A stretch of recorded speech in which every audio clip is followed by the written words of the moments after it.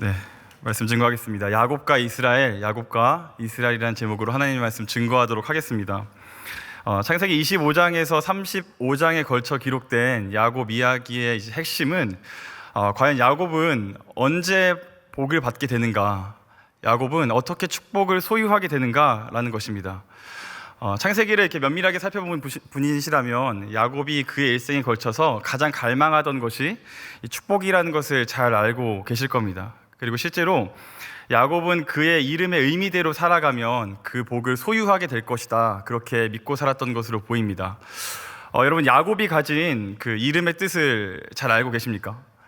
야곱은 발목을 붙잡다, 뒤를 쫓다, 혹은 반칙하다라는 의미의 이름의 뜻을 가지고 있습니다. 실제로 이 고대 근동 당시에 그 지금의 레슬링 형태와 비슷한 격투 스포츠가 있었는데, 그 스포츠 내에서 상대방을 고의적으로 걸어서 넘어뜨리는 조금은 치사한 방식의 반칙을 할 때 그것을 일컬어서 야곱이라고 했던 것을 본다면 대략적으로 어떤 뉘앙스인지 우리가 잘 알 수가 있을 것 같습니다. 실제로 야곱은 그러한 인생을 살아왔습니다. 남의 인생에 발목을 잡고 뒤를 쫓고 반칙을 써가면서까지 아둥바둥 살아가고 자기가 가지지 못한 것에 대해서 절치부심하면서 이렇게 살아가게 되면 복을 소유하게 될 것이다, 그렇게 이해하며 자신의 삶을 꾸려갔던 것이죠. 실제로 야곱의 삶이 그렇지 않았습니까? 태어날 때부터 형 에서의 발목을 잡고 태어나고, 나이가 어느 정도 장성했을 때는 아버지로부터 장자권을 탈취하기 위해서 아버지를 속이기도 합니다. 그리고 본문 앞선 맥락에서 보면 삼촌 라반과의 일련의 사건들 속에서도 끊임없이 머리를 굴려가고 계산기를 두드려가면서 자신의 유익을 쫓아서 살아갔던 인생이 바로 야곱이었던 것이죠. 그렇게 살아가면 좀 행복할 줄 알았는데, 그렇게 살면 축복을 소유하게 될 줄 알았는데, 그렇게 열심히 살아갔던 야곱의 삶의 중간 결산이 어떠하다고 이야기하나요? 오늘 24절에 보니까 야곱이 홀로 남았더라, 이렇게 이야기를 합니다. 열심히 살았는데, 그러니까 아등바등하면서 나름 자기가 갖고 있는 삶의 스킬을 가지고 자신의 삶을 열심히 살아왔는데 그 삶의 소결론이 무엇이냐? 홀로 남았더라 라는 것입니다. 여러분, 여기서 홀로 남았다라는 것에 대한 의미를 우리는 그 야곱의 인생의 말년에서 그가 애굽 왕 앞에서 자신의 인생을 회고할 때 나타냈던 그 회고의 문장들을 통해서 한 번 더 확인을 해볼 수가 있습니다. 창세기 47장 9절인데요 띄워주시면 제가 읽겠습니다. 야곱이 바로에게 아뢰되 내 나그네 길의 세월이 130년이니 내 나이가 얼마 못되니 우리 조상의 나그네 길의 연조에 미치지 못하나 험악한 세월을 보내었나이다 하고, 야곱이 그 당시 자신의 삶을 돌이켜보면서 험악한 세월이라고 규정을 하고 있습니다. 삶이 쉽지가 않았던 겁니다. 삶을 사는 것이 어려웠고 만족스럽지가 않았던 것이죠. 여러분, 생각을 해보면 오늘 본문 당시 32장의 야곱의 상태는 그의 인생의 출발점이었던 25장에 비해서는 훨씬 더 많은 것들을 소유하고 있었습니다.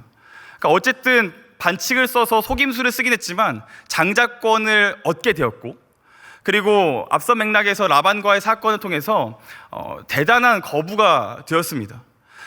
적어도 에서의 발목을 잡고 태어났을 때보다는 훨씬 더 많은 것을 누리고 살아가는, 객관적인 지표로 보게 되면 훨씬 더 괜찮은 삶을 살 수 있을 정도의 수준에 이르렀는데, 성경은 그런 야곱을 향해서 뭐라고 이야기합니까? 그가 홀로 남았더라. 그 시절이 험악했더라, 그렇게 이야기를 하고 있는 것이죠. 사랑하는 성도 여러분, 사실 이 야곱의 이야기를 읽으면 읽을수록, 특별히 오늘 우리가 함께 마주하고 있는 이 본문에 홀로 남았다라는 이 표현 가운데 저와 여러분의 어떤 모습이 좀 보이지 않으십니까? 사실 이 야곱의 본질, 야곱이 갖고 있는 그 성정이 사실은 저와 여러분이 오늘을 살아가는 방식과 마음, 거기서 크게 다르지 않은 것 같습니다. 야곱이 그토록 갈망하면서 자신의 손으로 쟁취하려고 했던 그 축복을 지금 우리의 삶의 형편으로 가지고 와서, 우리가 살아가고 있는 이 삶의 지평으로 가져와서 그대로 적용을 해본다면 아마 행복이라고 바꾸어 말해볼 수도 있을 것 같습니다. 야곱은 행복하고 싶었던 겁니다. 그리고 우리도 모두가 다 행복해지고 싶어 합니다. 그래서 이렇게 생각하는 것이죠. 내 앞에 있는 저 문제만 해결하면, 내가 소유하지 못한 저것만 내가 좀 소유하게 되면, 내가 오르지 못한 저 위치에 오르게 되면 난 행복할 거야. 우리 이렇게 생각하면서 살아가곤 합니다. 근데 여러분, 정말 그렇습니까? 정말 뭔가를 이루고 문제가 해결되고 소유하고 그 위치에 오르면 그때 여러분들의 인생이 만족스러워지던가요? 저는 저의 그 사역 기간의 대부분을 청소년 사역을 감당하는데 부름을 받았었습니다. 그리고 뭐 아시는 분들은 아시겠지만 삼일교회에서도 4, 5년 정도를 고등부 사역을 했었는데, 제가 나름대로 지근거리에서의 청소년들을 보면서 느꼈던 것이 있습니다. 청소년들에게 다양한 문제가 있는데 그 모든 문제의 핵심을 청소년들은, 특별히 고등학생들은 이 대학 진학이라는 것으로 귀결시킨다는 것이죠. 물론 여러 가지 문제들이 있습니다. 뭐 이성 문제도 있고, 뭐 진로의 문제도 있고, 말할 수 없는 뭐 가정의 아픔도 있지만, 이성과 진로와 뭐 가정의 문제가 다 있을진데 그 중에 제일은 대학 진학이더라. 이겁니다. 그 모든 문제들보다 대학 진학이 더 상회하는 어떤 개념으로 자리 잡고 있습니다. 뭐 이렇게 여러분 다 그 시절을 지나보셔서 아시죠? 멀리 갈 것도 없이 사실은 제가 그랬습니다. 제가 고등학생 때 나름 가지고 있는 뭐 문제들이 있었을 거 아닙니까? 뭐 이성 문제도 있고, 관계의 문제도 있고, 뭐 여러 진로의 문제들도 있는데, 이런 문제들을 어렵게 주변에 있는 어른들, 특별히 선배들한테 털어놓으면 돌아오는 답이 똑같았습니다. 뭐라고 하냐면 대학에 가면 해결돼 라는 것이죠. 그게 문제가 뭔지는 상관없습니다. 여자 문제를 이야기를 하든, 뭐 진로 문제를 이야기를 하든, 뭐 아니면 뭐 어떤 그 문제, 어떤 문제 형태인지와 관계없이 대답은 하나입니다. 대학 가면 해결이 돼. 그리고 대학을 갔습니다. 근데 제가 대학에 가서 인생의 진리를 하나 깨우치게 됐는데, 그것이 무엇이냐면, 여러분 대학에 가면 문제가 해결되는 것이 아니라 그냥 대학생이 되는 겁니다.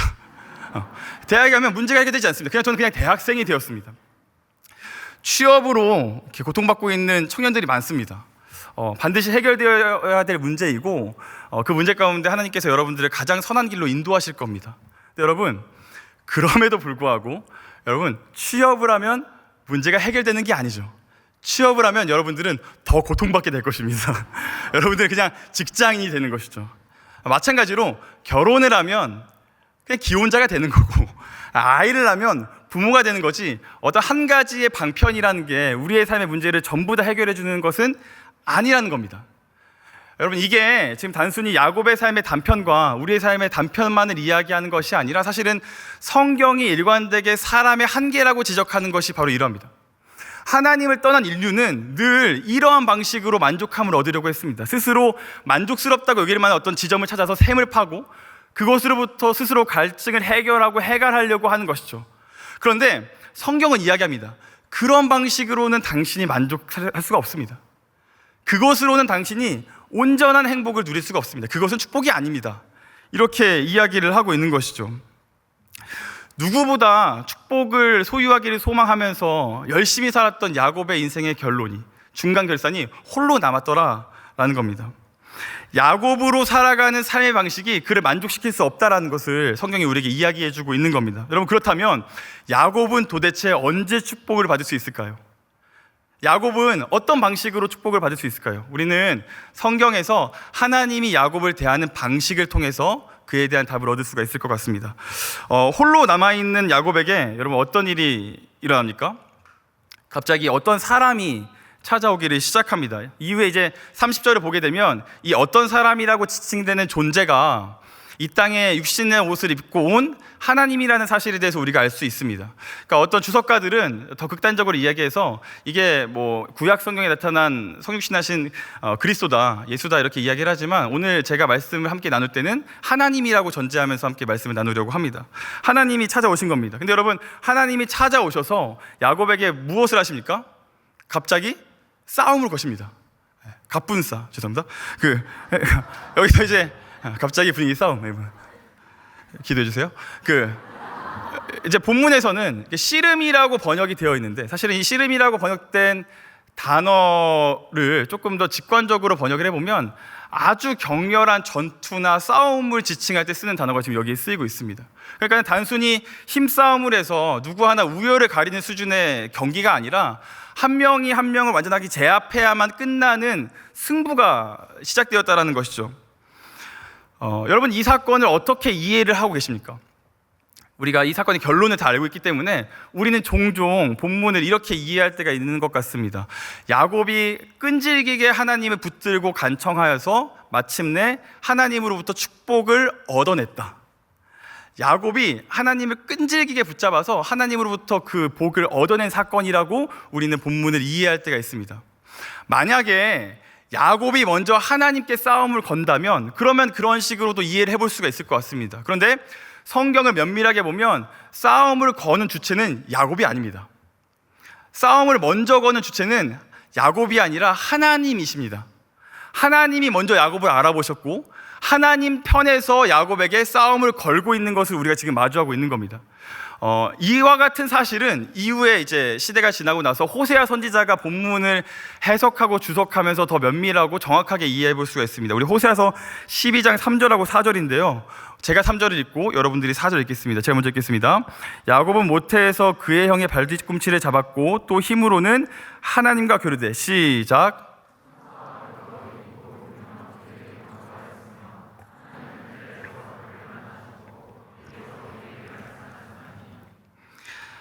호세아가 뭐라고 이야기를 하냐면 먼저 하나님이 야곱을 알아보고 먼저 하나님이 야곱에게 싸움을 거셨고 그 다음에 야곱이 간구했다고 이야기를 합니다. 그러니까 우리가 흔히 야복강가에서 야곱이 하나님과 씨름했다는 이 사건의 의미라는 게 야곱이 열심히 간청하고 끈질기게 하나님을 붙잡았다는 것에 의미가 있는 것이 아니고 사실은 하나님이 야곱을 설득하시러 왔다는 것, 거기에 이제 의미가 있는 겁니다. 여러분, 그런데 문제가 무엇입니까? 문제는 좀처럼 단번에 야곱이 설득되지가 않는다는 것이죠. 4절 25절을 보니까 하나님께서 야곱과 싸움을 하실 때 성경의 기자가 그 시간적 배경을 굉장히 주목하여서 서술합니다. 뭐라고 이야기하냐면 밤이 새도록 이 씨름의 경기가 끝나지 않았다, 밤새도록 씨름을 했다, 이렇게 이야기를 하는 것이죠. 여기서 우리가 주목해야 할 것은 밤새도록 씨름을 했다는 겁니다. 밤새도록. 여러분, 우리가 평소에는 그렇게 관심을 갖지 않다가도 이제 올림픽 시즌만 되면 조금씩 보게 되는 경기가 몇몇 종목이 있는데 그 중에 하나가 이제 레슬링인 것 같습니다. 올림픽 시즌 되면 이제 레슬링 종종 보는데 이렇게 보게 되면 굉장히 긴 시간을 서로 이렇게 힘을 겨루면서 싸우는 것 같지만 여러분, 레슬링 한 판 하는데 시간이 단 6분밖에 걸리지 않습니다. 그러니까 3분 하고 30초 쉬고 다시 3분 하고 끝나는 겁니다. 그 6분밖에 되지 않은, 단 6분밖에 되지 않은 그 경기를 하는데 그 경기를 마치고 나면 두 사람이 여러분 어떻게 되는지 보십니까? 주저앉고 지쳐서 더 이상 움직이지 못합니다. 심한 경우에는 막 구토를 하는 것을 우리가 심심치 않게 볼 수가 있는 것이죠. 여러분, 그 레슬링 경기 나오는 사람들 어떤 사람들입니까? 그 경기 한번 나가려고 4년 동안 몸을 준비한 사람들입니다. 그러니까 막 몸을 보면 막 이렇지가 않잖아요. 저희 막 진장님들 같은 몸이 아니고 좀 이게 다르잖아요. 이렇게 막 화 나 있고 막 장난이 아닌데 감사합니다. 그 장난이 아닌 분들이 파김치가 돼서 주저앉는 거예요. 근데 여러분, 6분을 레슬링을 해도 사람들이 주저앉는데 밤새도록 씨름을 했답니다. 여러분, 이것이 우리에게 이야기하는 것이 무엇일까요? 야곱이 그 정도로 힘이 세고 하나님과 동등되는 위치에서 이렇게 겨룰 정도로 대단한 존재이다라는 것을 지금 이야기하는 거겠습니까? 그렇지 않습니다. 하나님께서 친히 내려오셔서 그와 싸우고 계심에도 불구하고 야곱이 단번에 꺾이지 않을 정도로 고집이 세다, 말씀은 지금 우리에게 그 이야기를 하고 있는 것이죠. 야곱의 고집이 굉장히 셌던 것을 성경이 주목하여 우리에게 서술하고 표현하고 싶은 겁니다. 사랑하는 성도 여러분, 여기에 은혜가 있습니다. 여기에 은혜가 있습니다. 우리가 끊임없이 잘못된 길로 행하고 심지어는 그 길 가운데 하나님이 나타나셔서 돌이키기를 원하시면서 무언가 말씀하심에도 불구하고 끊임없이 그 잘못된 길로 향하는 성도를 향해서 하나님이 하실 수 있는 일은 무엇입니까? 하나님이 하실 수 있는 일은 한 가지밖에 없습니다. 그것은 무엇이냐면 그 사람을 위해서 싸움을 거시는 것이죠. 그 사람과 더불어 싸우시는 겁니다. 하나님은 때로 우리를 위해서 우리와 더불어 싸우기를 결정하십니다. 이 싸움의 본질은 이제 이런 것이죠. 제가 팀 켈러 목사님 책 읽으면서 자주 이렇게 저희 캠퍼스 지는 아이들하고 나누면서 했던 그 예화이긴 한데요. 한 나무꾼이 있습니다. 이 나무꾼은 어패가 있는데 이렇게 나무를 패서 벌목을 해서 살아가긴 하지만 자연을 굉장히 사랑하는 사람이었습니다. 그래서 어느 날 이게 나무를 이제 막 벌목하고 패고 있는데 본인이 패고 있는 그 나무 위에 어떤 새가 와서 둥지를 이렇게 트는 것이죠. 그러니까 자연을 너무 사랑한 이 나무꾼은 이 나무를 다 패면 그 둥지가 떨어지고 새가 떨어지지 않겠습니까? 그래서 어떻게 하냐면 하던 벌목을 멈추고 발로 그 나무를 쿵쿵 칩니다. 도망가라고요. 여기가 곧 넘어지니까 다른 곳으로 가라. 이곳이 안전하지 않으니 다른 곳으로 가서 둥지를 틀어라. 그렇게 했습니다. 근데 그 새가 바로 그 옆에 나무로 가는 겁니다. 그리고 둥지를 트는 거죠. 그럼 어떻게 하겠습니까? 똑같은 일을 반복할 겁니다. 그 또 다른 나무로 가면 똑같이 하고 그 다른 나무로 가면 똑같이 하고 언제까지 그 일을 할까요? 새가 온전하게 안전한 위치에 둥지를 트기 전까지, 든든한 반석 위에 둥지를 트기 전까지 나무꾼은 그 일을 멈추지 않을 겁니다.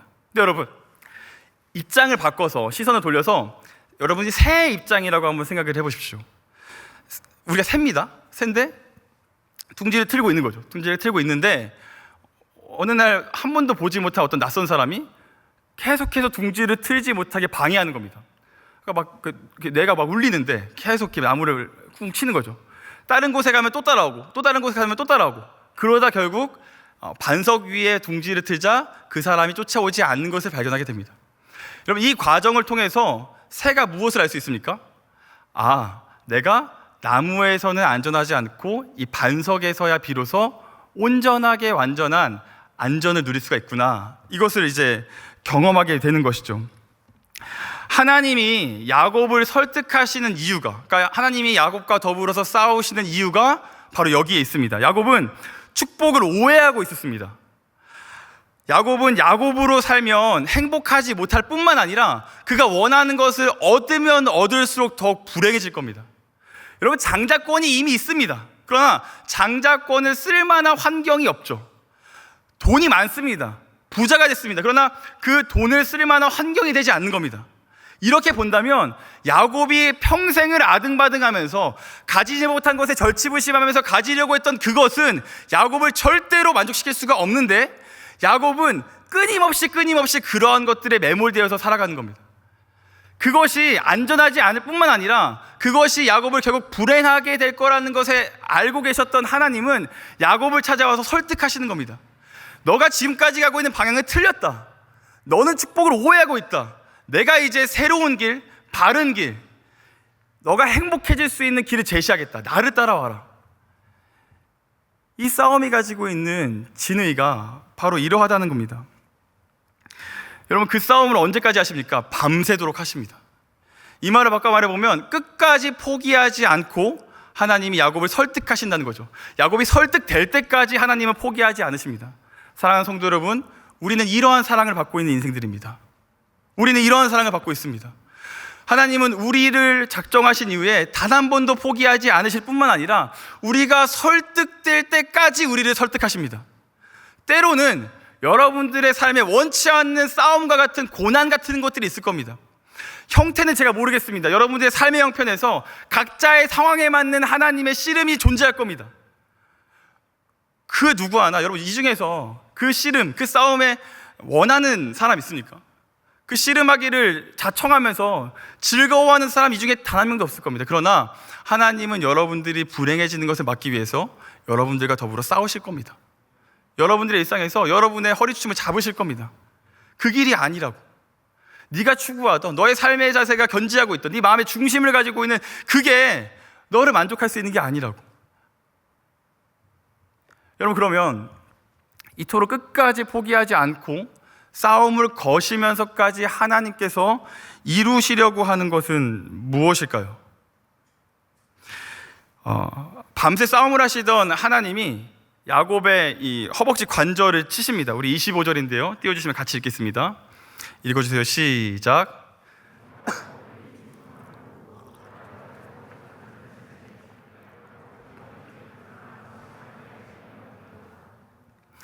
우리는 이 행간에서 하나님이 이기지 못하였음을 보시고라는 이 부분 있잖아요. 하나님께서 마치 야곱을 이길 수 없을 것처럼 여겨졌다라는 이 부분을 굉장히 주목해서 보곤 하지만, 사실 성경이 주목하고 있는 지점은 다릅니다. 여기서 이 허벅지 관절을 치매라고 할 때 이 치다라는 동사 있지 않습니까? 이 치다라는 동사가 본문을 제외한 구약 성경 내에서 대부분 이렇게 만지다, 이렇게 터치하다, 이렇게 건드리다 정도의 수준으로 해석돼서 사용되곤 합니다. 그러니까 이것이 무엇을 의미할까요? 야곱과 하나님의 힘의 차이가 분명했다는 것이죠. 야곱은 밤새 죽을 힘을 다해서 자신의 전력을 다해서 하나님을 대했지만 하나님은 그 야곱을 그냥 받아주신 겁니다. 마치 여러분 그 주변에서 보셨겠지만 그 부모가 아이랑 팔씨름을 하거나 달리기를 할 때 한 번에 달려가지 않잖아요. 막 5살 꼬마랑 하는데 야 내가 이겼어, 내가 강력해, 넌 루저야, 뭐 이렇게 하지 않잖아요.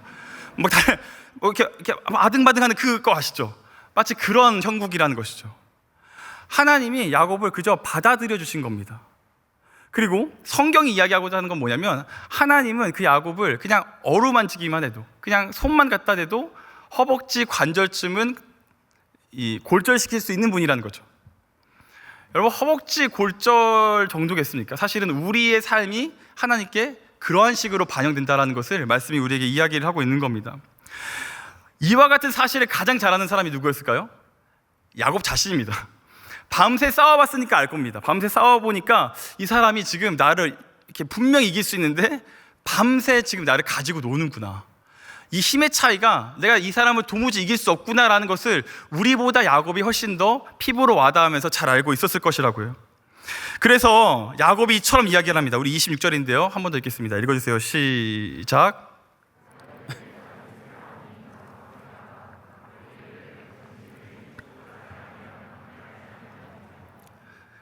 여러분, 이 고백, 야곱이 하는 이 고백이 하나님이 야곱과 싸우시면서까지 설득하셔서 이루시려고 했던 지점입니다. 이 고백을 듣기 위해서 하나님은 야곱과 싸우는 것을 멈추지 않으시며 밤새 싸우셨던 겁니다. 야곱이 뭐라고 합니까? 내게 축복하지 아니하면 가게 하지 아니하겠나이다, 이렇게 이야기를 합니다. 여러분, 이 지점부터 이후에 야곱이 물론 넘어지고 쓰러지고 이렇게 굴곡진 삶을 살아가긴 하지만 이 지점으로부터 야곱은 완전히 변화되기를 시작합니다. 야곱이 회심하기를 시작했다는 것이죠. 지금까지 야곱은 끊임없이 복이라는 것을, 축복이라는 것을 자신의 손으로 성취해야 되는 것으로 여겼습니다. 그렇죠? 그래서 에서의 발목을 잡더라도, 아버지를 속이더라도, 라반과의 그 머리싸움에서 수를 잘 더 이기고자 하면서 끝까지 자신의 실력과 자신의 삶의 방식으로 복을 소유하고 성취하려고 했습니다. 어떤 면에서 야곱에게 축복이라는 것은 쟁취하는 것이었을 겁니다. 근데 여러분, 야곱이 뭐라고 합니까? 복을 달라고 합니다. 복을 손에 쥐겠다고 하지 않고 복을 받겠다고 이야기를 합니다. 이전에 야곱은 하나님일지라도 이겨서라도 축복을 스스로 손에 쥐려 했지만 이제는 야곱이 하나님으로부터 축복을 받으려고 합니다. 축복에 대한 시선과 해석이 달라지기를 시작했다는 것이죠. 여러분, 이 고백이 이제 어떠한 의미인지를 다음의 대화를 통해서 우리가 더 정확하게 알 수가 있습니다. 우리 27절하고 28절인데요 제가 27절 읽으면 여러분들이 28절 읽어주세요. 제가 먼저 읽겠습니다. 그 사람이 그에게 이르되 내 이름이 무엇이냐? 그가 이르되 야곱이니이다. 읽겠습니다. 시작.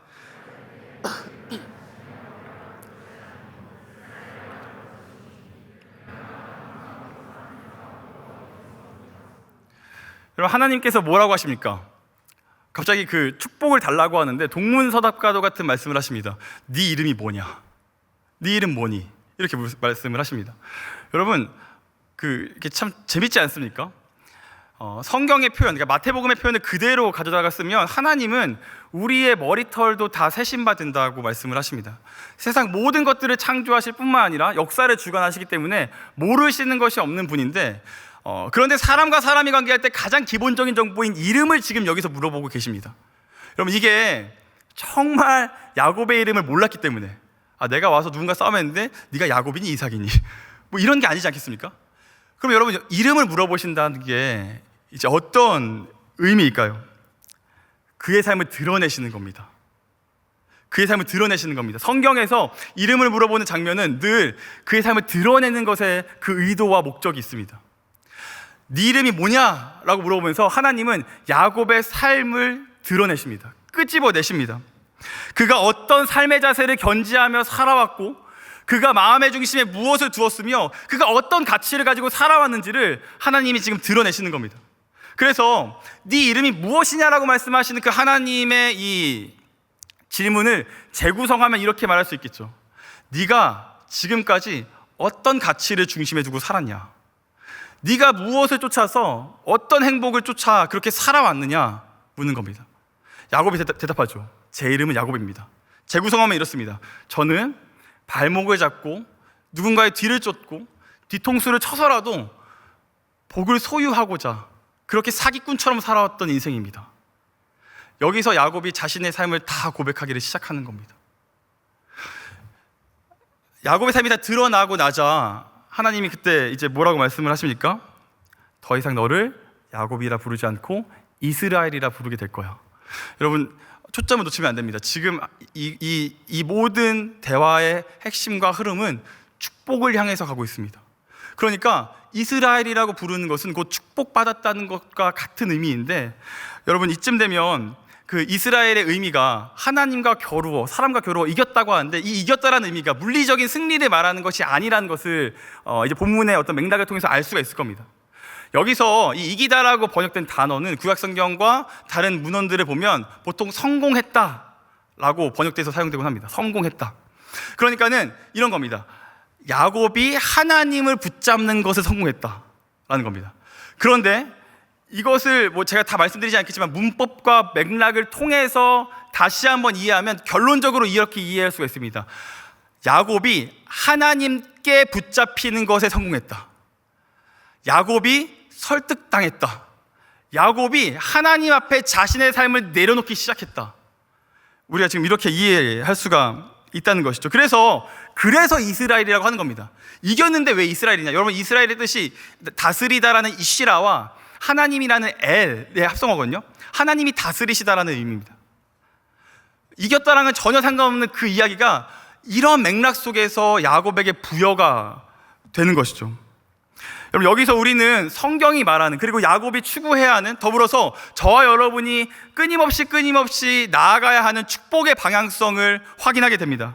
여러분, 우리는 복이라고 하면 일반적으로 물질적인 부요라던가 건강과 같은 무엇인가 소유하는 것이 복일 것이라고 생각을 합니다. 여러분, 하지만 만약에 그런 것이 복이라고 한다면 야곱은 이미 가지고 있었습니다. 아까도 말씀드렸듯이 장자권도 있었고 막대한 부를 축적하고 있었습니다. 성경은 그게 복이 아니라고 이야기를 합니다. 우리는 우리의 문제가 어떤 소유와 위치와 내가 되지 못한 그것에 있다고 말하지만, 문제가 거기 있다고 말하지만 하나님은 그렇게 말씀하시지 않습니다. 그것을 소유하는 게 복이 아니라 이렇게 말씀하시는 거죠. 너의 존재가 바뀌는 게 복이다. 너의 존재가 바뀌는 게 복이다.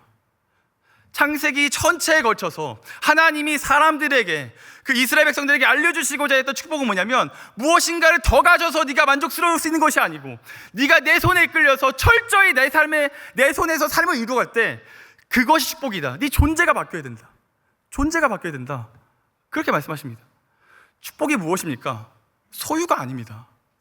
우리가 하나님의 것이 되는 것이, 그것이 축복이라고 말씀은 우리에게 이야기하고 있는 것이죠. 사랑하는 성도 여러분, 그러니 우리가 그토록 우리의 삶의 주도권을 가져가시려고 우리와 싸움을 하시고 우리의 삶의 전부를 가져가시려고 하는 그 하나님 앞에 어떻게 반응해야겠습니까? 생각해보면 굳이 우리가 아니어도 되잖아요. 저 여러분 같은 사람 아니어도 되잖아요. 우리가 아니더라도 충분히 하나님은 하나님이 역사를 하실 수 있는데, 하나님의 나라를 어떤 면에 있어서는 더 탁월하게 이루어 나가실 수 있는데, 저와 여러분을 설득하러 싸움을 거는 것입니다. 그 하나님 앞에서 여러분, 우리가 어떤 삶의 자세를 견지해야 할까요? 여러분, 저는 지금 이게 종영이 되긴 했지만 백종원의 골목식당을 보면서 참 많은 것을 묵상했습니다. 이렇게 많은 것들 묵상했는데, 예를 들어서 뭐 그런 거 있잖아요. 왜 여름에 특집으로 앞선 솔루션 했던 집을 다시 찾아갈 때, 우리 주님 저렇게 오시겠구나 하면서 이렇게 종말론적인 신앙을 막 회복한다던가, 뭐 이런, 왜 사람은 포기하지 못하지? 내가 죄인이라 그래. 뭐 이런 것들 이제 묵상이 되곤 하는데, 골목 식당의 그 취지에 있어서 백종원 대표랑 이 제작진이 상권 주인들에게 요구하는 것은 단 하나입니다. 그것은 무엇이냐면 당신의 실력으로는 지금까지 장사가 잘 되지 못했으니 우리의 솔루션을 철저하게 믿고 따라와 달라, 이겁니다. 당신의 방식을 포기하고 판단받는 그 솔루션을 따라오는 것, 그거 하나 요구를 하고 있습니다. 그런데 여러분 아시죠? 그 골목 식당 보면 꼭 이런 분들 나옵니다. 그 에피소드의 빌런이 누군지가 결정나는 부분인데, 이제 백종원 씨가 이제 그 시식평가단들하고 급습해서 찾아갑니다. 찾아가서는 이게 시그니처 포즈 이렇게 딱 이렇게 걸고 그거 뭐 가장 자신 있는 거 가져와봐요, 이렇게 해가지고 제가 연습했는데 안 됐네요. 아니 뭐 가져오라 이렇게 하면 가져온 다음에 식사하고 다시 이렇게 막 이 미간을 찌푸리게 이렇게 본 다음에 그 양념장 가져와봐요, 이렇게 얘기합니다. 그래서 양념장 가져오면 푹 찍고 입에 넣은 다음에 다시 인상을 쓰고, 이 양념장이 문제라고, 이 양념장 문제라고, 그 육수가 문제고 그 재료가 문제라고 그렇게 이야기하면서 이 뭔가 이전까지 해왔던 방식을 부정하면서 솔루션이 시작됩니다. 근데 여러분 그때 꼭 이런 사장님들 계시죠. 이거 내가 포기 못한다. 내가 이 양념장을 20년째 만들어 왔다. 내가 이 육수를 끓이기 위해서 여름에도 땀을 뻘뻘 흘리면서 만들어 온데 이거 내가 어떻게 포기하냐 라고 하면서 자신이 가지고 왔던 장사의 방식을 포기하지 않고 고집하는 분들이 계십니다. 반면에 어떤 분들이 계십니까? 거기서 납작 엎드려져서 알겠습니다 하고 바로 갖다 버리고 바로 백종원 솔루션을 받아들이는 분들이 계시죠.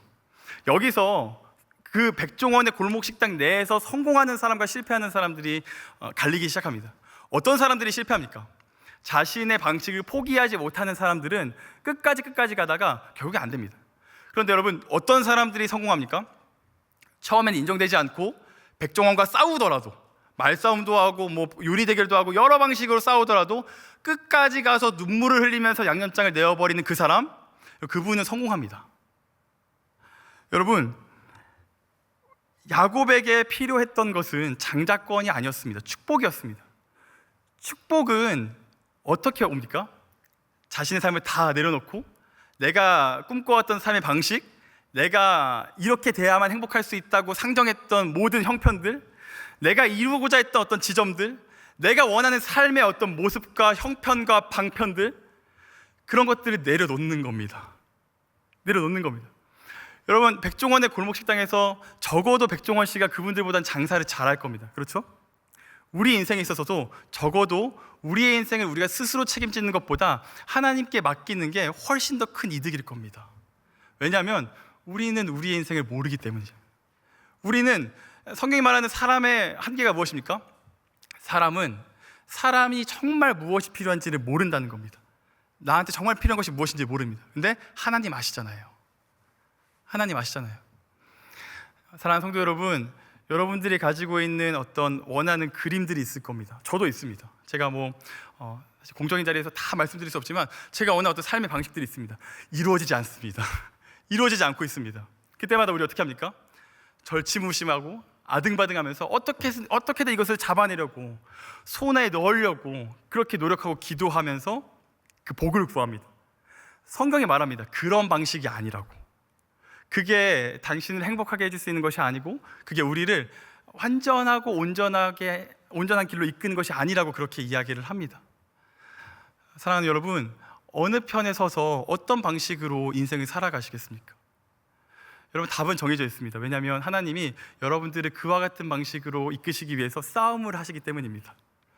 여러분들의 일상 현장에서 여러분들이 어떤 싸움과 하나님과의 어떤 씨름의 현장 가운데 있는지 저는 모르겠습니다. 그런데 여러분 허리춤을 내어드리십시오. 허리춤을 내어드리십시오. 그리고 이전에 살아왔던 삶의 방식들을 하나님 앞에서 다 내어 던지십시오. 그때 하나님께서 주시는 이전에 경험하지 못했던 크고 놀라운 일들이 우리에게 일어나기를 시작할 겁니다. 여러분 오늘 말씀 전체에서 하나님이 야곱에게 싸움을 거시는 것을 우리는 은혜라고 규정할 수 있을 겁니다. 은혜는 전혀 그것을 받을 만하지 못한 존재에게, 자격과 조건을 구비하지 못한 존재에게 전혀 그것을 주지 않아도 되는 완벽한 존재가 주는 것을 은혜라고 이야기를 합니다. 하나님이 우리의 삶을 교정하시기 위해서 싸움을 거시는 것이 은혜입니다. 어떤 사람이 은혜를 받습니까? 내가 꿈꾸던 것들을 다 내려놓고 하나님 앞에 판단받을 때, 내가 원하는 것을 하나님께 관철시키는 것이 아니라 하나님의 뜻을 관철받고 납작 엎드려서 주도권을 내어드릴 때, 그때 저 여러분 가운데 이전에 경험하지 못했던 은혜와 바른 축복의 길이 열리게 될 겁니다. 소망하기는 그러한 축복의 길로 들어서는 저 여러분들에게 주님의 이름으로 축원합니다. 말씀을 정리하겠습니다. 여러분, 야곱 이야기의 핵심이 무엇이라고 했습니까? 야곱은 언제 어떻게 축복을 받게 되는가? 야곱의 이야기가 더 이어지지만 이 모세오경의 저자가 이야기하려고 하는 것은 확실합니다. 야곱은 자기가 원하는 방식으로 축복을 성취하는 것이 아니고 하나님께 이끌려 살아갈 때 비로소 축복을 얻게 되었다. 소유하는 것으로 축복을 얻지 않고 존재가 바뀜으로 인해서 그가 축복된 존재가 되었다, 그렇게 이야기를 하고 있습니다. 그리고 이것이 저와 여러분, 하나님을 따라가는 언약 백성들, 그리스도의 제자된 사람들에게도 동일하다고 말씀을 요구하고 있는 것이죠. 여러분, 우리가 주기도문을 시작할 때 가장 먼저 고백하는 고백이 뭔지 아십니까? 하늘에 계신 우리 아버지요, 이렇게 고백하잖아요. 이 고백이 우리가 기도할 수 있는 근거와 토대를 만들어 줍니다. 그분이 우리의 아버지이시기 때문에 그 뒤에 있는 하나님 나라를 위한 기도와 우리 이 땅의 지평을 위한 기도를 다 할 수 있는 겁니다. 그분이 아버지이시기 때문에. 여러분, 아버지가 어떤 존재일까요? 아버지는 자식이 요구하는 것을 주시는 분이 아니라 자식에게 필요한 것을 주시는 분입니다. 어떤 아빠가 아직 초등학교도 가지 못한 아들에게 아빠, 스타벅스에서 샷 추가된 아메리카노 벤티 사이즈 먹고 싶어요 할 때 옳다쿠나 하고 그거 사주는 아빠가 어디 있겠습니까? 아직 안 돼? 네 몸은 아직 먹을 수 없어. 대신 오렌지 주스를 먹으렴, 이렇게 하겠죠. 우리는 때로 어리석은 것들을 하나님 앞에 요구할 때가 있습니다. 나한테 이것이 맞다고 생각하면서요. 이것이 나한테 꼭 있어야만 하는 것처럼요. 그런데 하나님은 우리가 구하는 것을 주시지 않고 우리에게 필요한 것을 주십니다. 언제 그럼 그 하나님께서 필요하다는 것을 내가 원함과 일치될 수 있습니까? 다시 말씀드립니다. 양념장을 내어 던질 때, 내 삶의 방식을 다 포기하고 허리춤을 내어드릴 때, 그때 우리는 하나님께서 원하시는 축복의 길로 들어설 수 있을 것 같습니다. 소망하기는 이번 주 여러분과 하나님께서 여러분과 싸우실 겁니다. 여러분들을 교정하기 위해서 여러분의 삶 가운데 하나님이 끝까지 설득하시면서 여러분들의 허리춤을 잡으실 겁니다. 소망하기는 그 싸움에서 완벽하게 패배하시고 이전에 가졌던 삶의 자세를 완벽하게 내어던지는 저 여러분 되기를 주님의 이름으로 축원합니다. 우리 다 함께 일어서서 찬양하시겠습니다.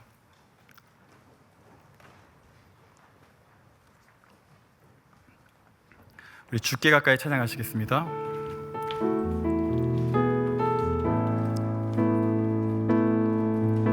주께 가까이 날 이끄소서. 간절히 주님만을 원합니다. 채워주소서. 주의 사랑을 진정한 찬양 드릴 수 있도록. 우리 처음부터 다시 한번 고백합시다. 주께 가까이 날 이끄소서. 주께 가까이 날 이끄소서. 간절히 주님만을 원합니다. 채워주소서. 채워주소서. 주의 사랑을 진정한 찬양 드릴 수 있도록. 고백합시다. 목마른 나의 영혼, 목마른 나의 영혼, 주를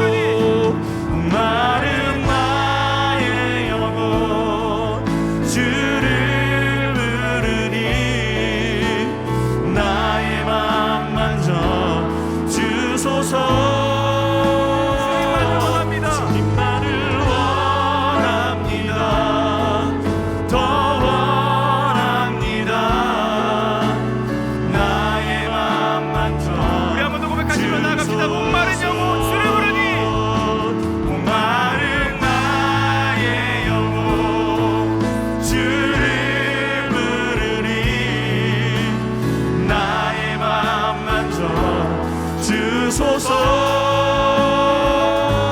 주님만을 원합니다.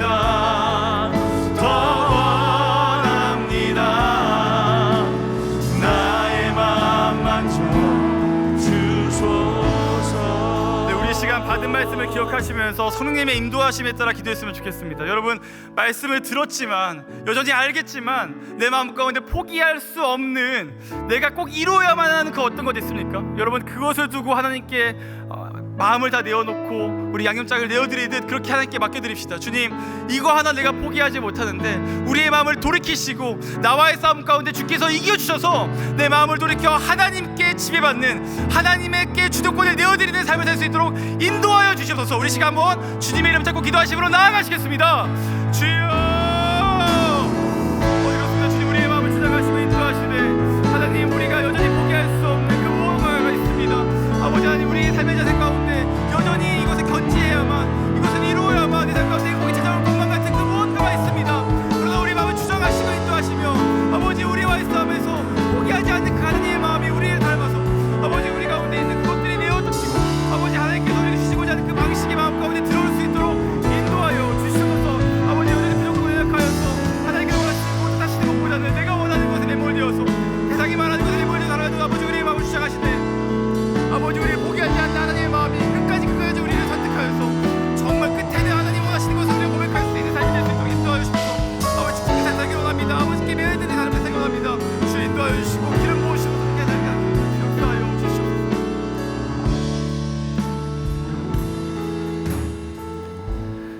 지금은 우리 주 예수 그리스도의 은혜와 하나님의 사랑과 성령님의 교통하심이 이전의 삶의 방식을 내어드리고 하나님께 주도권을 빼앗기기를 소망하는, 하나님과의 전쟁에서, 하나님과의 씨름에서 지기를 소망하는 우리 모든 사랑하는 3.1 공동체 가운데, 그 일상 가운데, 그 싸움의 현장 가운데 지금으로부터 영원토록 함께 있을지어다. 아멘.